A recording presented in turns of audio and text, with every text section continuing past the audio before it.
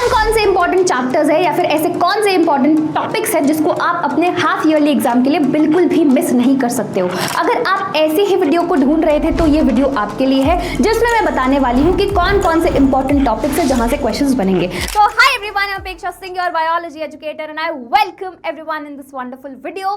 तो चलो डिस्कस कर लेते हैं कौन कौन से इंपॉर्टेंट टॉपिक्स है। सबसे पहले हम लोग जान लेते हैं कि आपके हाफ ईयरली एग्जाम्स में कितने चैप्टर्स आने वाले हैं। तो मैं मान के चल रही हूँ कि टोटल आपके 9 चैप्टर्स आने वाले हैं। अब ये अलग अलग स्कूलों में अलग अलग सिलेबस हो सकता है आपके हाफ ईयरली एग्जाम का। किसी में 5 आ रहे होंगे, किसी में 8 आ रहे होंगे, किसी में पूरे 9 आ रहे होंगे। ठीक है, तो मैं पूरा मान के चल रही हूँ कि आपके 9 चैप्टर्स आ रहे हैं। अब मैं इस वीडियो में आपको बताने वाली हूँ कि ऐसे कौन से इंपॉर्टेंट चैप्टर्स है जो आपको करना ही करना है, साथ ही उस चैप्टर में कौन कौन से इंपॉर्टेंट टॉपिक्स है जो आपको बिल्कुल भी मिस नहीं करना है। ठीक है, वरना बवाल हो जाएगा, देख लेना। ठीक है, तो चलो स्टार्ट करते हैं। सबसे पहला चैप्टर आपके लिए जो इंपॉर्टेंट है दैट इज लिविंग वर्ल्ड, है ना। उस चैप्टर का नाम है लिविंग वर्ल्ड। वैसे बहुत छोटा सा चैप्टर है, बोलोगे मैम वैसे तो हम लोग ये स्किप करने वाले थे, बट मैं बता रही हूँ 2-3 नंबर का इसमें से क्वेश्चन बनता ही बनता है। और क्या पूछा जाता है, बहुत सिंपल सी चीजें पूछी जाती है। सबसे इजीएस्ट चैप्टर है आपके ये क्लास 11th का। ठीक है, क्या पूछा जाता है, डेफिनेशन ऑफ लिविंग, ये याद कर लेना। दूसरा बाइनोमियल नोमेनक्लेचर, इसके एग्जांपल्स और क्या रूल्स है वो याद कर लेना पक्का पक्का से। ठीक है, तीसरा टेक्सोनॉमिकल कैटेगरीज में आपसे ऑर्डर, फैमिली, जीनस से पूछा जाएगा। ठीक है, तो ये आपके 2-3 नंबर में आ सकता है, 2-3 मार्क्स का ये चैप्टर है।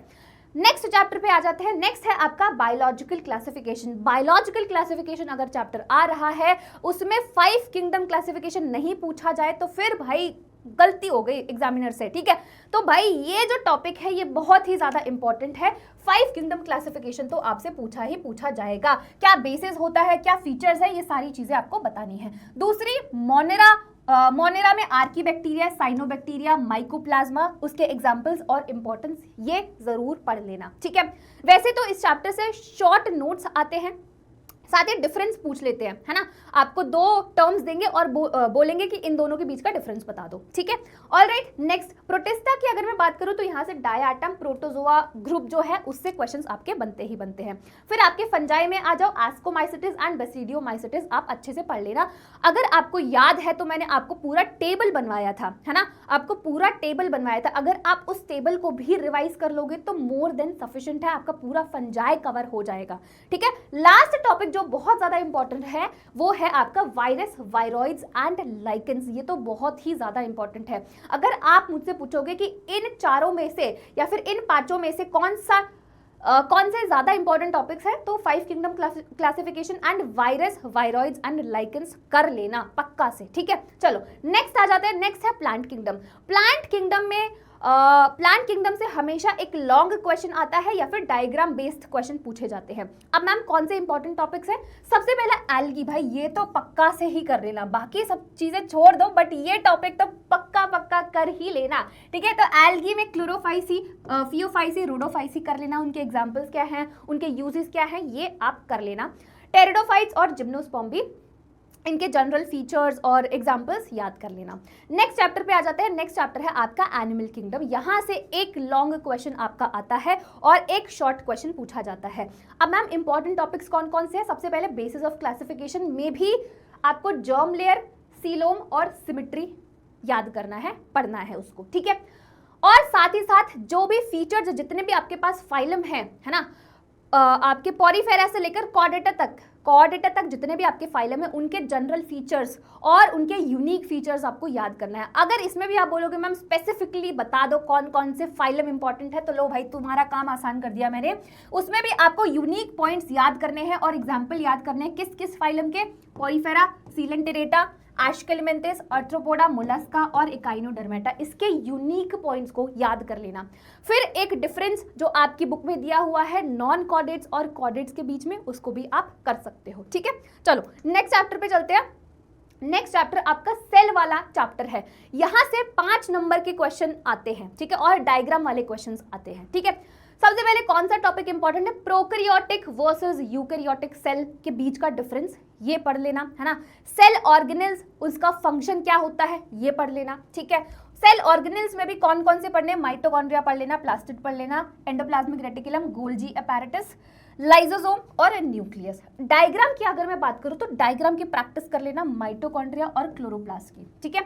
माइटोकॉन्ड्रिया एंड क्लोरोप्लास्ट के डायग्राम की प्रैक्टिस कर लेना। नाउ नेक्स्ट चैप्टर है बायोमोलिक्यूल्स। अब बहुत सारे बच्चे इस चैप्टर से डरते हैं, उनको लगता है केमिस्ट्री में है, बायो में भी है, कैसे क्वेश्चंस आएंगे। तो भाई बायो में है उसके अकॉर्डिंग ही क्वेश्चंस आते हैं, इतने ज़्यादा क्वेश्चंस नहीं पूछे जाते हैं, लॉन्ग क्वेश्चंस नहीं पूछे जाते हैं, शॉर्ट क्वेश्चंस यूजुअली पूछे जाते हैं 3-4 मार्क्स के। क्या क्या इंपॉर्टेंट टॉपिक्स है, प्रोटीन वाला है ना, जो भी स्ट्रक्चर है ना, primary structure, secondary structure, tertiary, quaternary, ये इंपॉर्टेंट टॉपिक है प्रोटीन्स वाला, तो वो कर लेना। साथ ही साथ दूसरा इंपॉर्टेंट टॉपिक जो है वो है एंजाइम्स, ठीक है। प्रोटीन के स्ट्रक्चर्स कर लेना, एंजाइम्स वाला जो टॉपिक है वो कर लेना, ठीक है। नाउ कार्बोहाइड्रेट एंड लिपिड्स में टाइप्स और उनके फंक्शंस पढ़ लेना, और difference between DNA and RNA structure, है ना, ये जरूर पढ़ लेना इस चैप्टर से। नाउ नेक्स्ट आ जाता है आपका cell cycle and cell division, ठीक है। ऑलमोस्ट 100% यहां से एक लॉन्ग क्वेश्चन बनेगा और वो भी डायग्राम के साथ, ठीक है। माइटोसिस एंड मियोसिस दो ही टॉपिक है इसमें, है ना। तो या तो आपको दे देंगे कि माइटोसिस का पूरा प्रोसेस बता दो, या फिर आपको दे देंगे, मियोसिस यूजुअली नहीं देते हैं, माइटोसिस का आपको प्रोसेस बताना पड़ेगा विद डायग्राम, है ना, विद डायग्राम। दूसरा जो सेल साइकिल वाला फेज है ना, जो आपका पूरा डायग्राम बना हुआ है ऐसे सर्कल वाला, वो डायग्राम प्रैक्टिस कर लेना, ठीक है। Mitosis stages with diagram and significance. Meiosis में यूजुअली प्रोफेज 1 पूछा जाता है, ठीक है, प्रोफेज 1 पूछा जाता है, तो प्रोफेज 1 सारा अच्छे से रिवाइज कर लेना, अच्छे से पढ़ लेना।